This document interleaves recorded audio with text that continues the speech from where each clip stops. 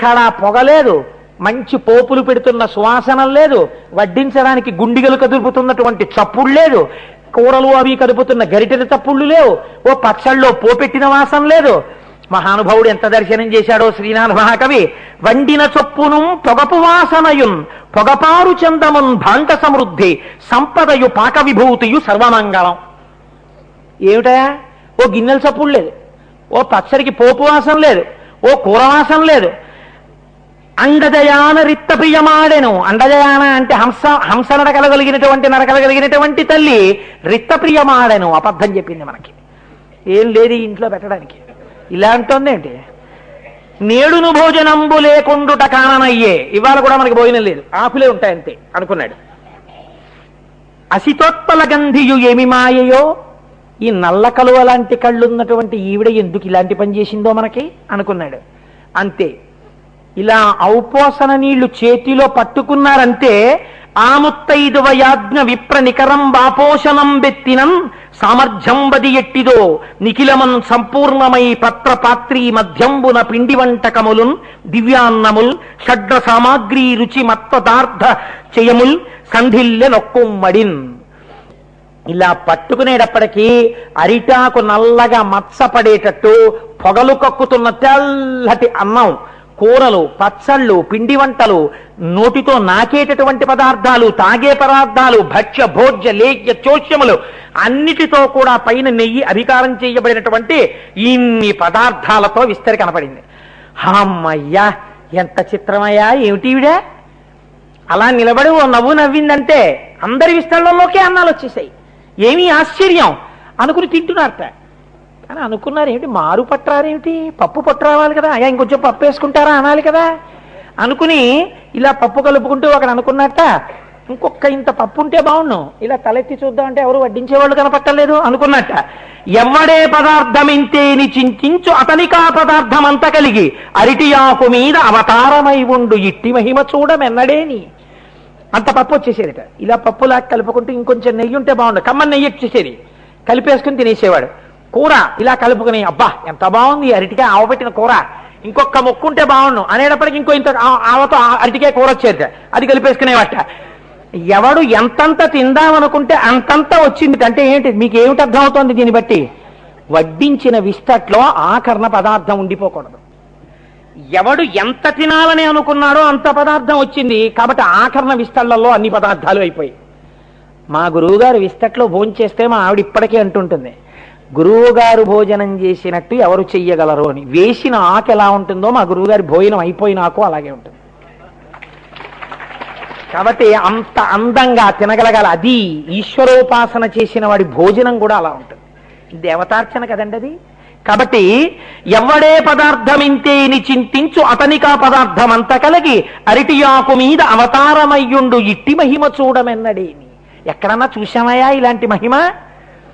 చక్కగా తినేశారు, ఉత్తరాపోసం పట్టేశారు, చేతులు కడిగేసుకున్నారు, సంతోషంగా వెళ్ళి ఇదిగో ఇక్కడ విశ్రాంతి మంటపంలో అందరూ హాయిగా కూర్చోండి, భక్తాయాసంతో ఉన్నారు కదా అంది. శిష్యులతో కలిసి వ్యాసుడు కూర్చున్నాడు. ఆవిడ అన్నపూర్ణ. ఇప్పుడు ఆవిడ భర్తతో కలిసి వచ్చింది. చూడండి అమ్మవారి అనుగ్రహం. ఇది ముందు శివుడికి తెలిస్తే శాపం పెడతాడు, కాశీ వదిలిపోమ్మని. ఆకలితో బిడ్డ వెళ్ళిపోతాడేమో అని ముందు అన్నం పెట్టేసి శంకరుణ్ణి తీసుకొచ్చింది. శివా విశ్వస్య భేషజీ అండ్ అందుకే రుద్రం లోకాన్ని బతికించడానికి ఆవిడ హేతువు మా అమ్మ కనుక. ఇప్పుడు చంద్రబింబానన చంద్రరేఖామౌళి నీలకుంతల భార నిగలగలుడు ధవలాయతేచ్చన ధవలాకిలాంగుండు మదన సంజీవని మదనహరుడు నాగేంద్ర నిభయాన నాగకుండలధారి భువనమోహన గాత్ర భువనకర్త గిరిరాజ కన్యక గిరిరాజ నిలయుండు సర్వాంగ సుందరి సర్వగురుడు గౌరి శ్రీ విశ్వనాథుండు కనక పాదుకలు మెట్టి చట్టలు పట్టికొనుచు ఏగుదించిరి మొయ్యార మెసగ మెసగ విహరణ క్రియమాయన్న వేదికపుడు. వీళ్ళు ఎక్కడ విశ్రాంతి తీసుకుంటున్నారో అక్కడికి పార్వతీ పరమేశ్వరులు ఇలా భుజాలు తగులుతూ చేతులు పట్టుకొని వచ్చారట. తెల్లటి చేతిలో ఎర్రటి చేతి వేళ్లు కలిసి వచ్చారు. వస్తే నిజంగా శ్రీనాథుడు దర్శనం చేశాడు. చంద్రబింబానన చంద్రరేఖామౌళి నీలకుంతల భార నిగలగల్లుడు. ఒక ఆవిడ చంద్రబింబానన చంద్రుడి వంటి ముఖం ఉంది, పక్కనున్నాయన చంద్రరేఖామౌళి చంద్రుడిని ఆభరణంగా పెట్టుకున్నవాడు. నీలకుంతలధార ఆవిడ నల్లటి జుత్తు ఒత్తుగా ఉన్న తల్లి ఆవిడ. ఈయన నీలగల్లుడు, కంఠంలో విషం ఉన్నవాడు. ధవలాయతేక్షణ కళ్ళలో ఎరుపు జీర తెలియకుండా తెల్లటి చూపులు చూసేటటువంటి తల్లి ఆవిడ. ధవళాఖిలంగుండు ఒళ్ళంతా తెల్లగా ఉన్నవాడు ఆయన. ఎందుకని స్ఫటికమణి నిభం, స్ఫటికం ఎలా ఉంటుందో అలా ఉంటాడు మా స్వామి. మదన సంజీవని ఆయనేమో మన్మధుణ్ణి చంపేసినవాడు. మదన సంజీవని ఆవిడేమో మన్మధుణ్ణి బతికించింది. ఈయనేమో మదనహరుడు, ఈయన మన్మధుణ్ణి చంపేసినవాడు. ఇద్దరు ఒకరి పక్కన ఒకరు ఎటువంటి వాళ్ళు వస్తున్నారో చూడండి. వీళ్ళిద్దరిది కలిపి ఆది దంపతులు, వీళ్ళది కాపురం. అంటే ఆయన చంపేశాడు, ఈవిడ బతికించేసి. కాబట్టి మదనహరుడు. నాగేంద్రని భయాన ఏనుగు నడిచినట్టు అందమైన నడవగలిగినటువంటి తల్లిగా పార్వతీదేవి. నాగకుండలధారి పాముల్ని కుండలాలుగా పెట్టుకున్నటువంటి శంకరుడు.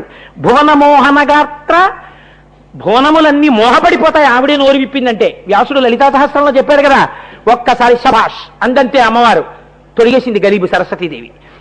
కాబట్టి భువనమోహన గాత్ర భువనకర్త కాదు, భువనములను మోహింపచేయగలిగినటువంటి గొప్ప శరీర సౌందర్యం ఉన్నటువంటి తల్లి ఆయన. భువనకర్త లోకములన్నింటినీ సృష్టించినవాడు.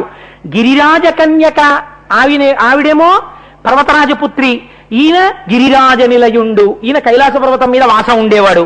సర్వాంగ సుందరి అన్ని అవయవముల యందు సౌందర్యం ఉన్నది. సర్వగురుడు లోకమునకు గురుడైనటువంటి వాడు ఆయన. గౌరి శ్రీ విశ్వనాథుండు కనక పాదుకలు మెట్టి చట్టలు పట్టికొనుచు బంగారు పాదుకలు తొడుక్కుని నడుస్తుంటే పాదముల మంజీరములు గల్లు గల్లు అంటున్నాయిట. అలా ఏగుదించిరి ముయ్యార మెసగ ఒయ్యారంతో ఇద్దరూ కలిసి నడిచొచ్చారట.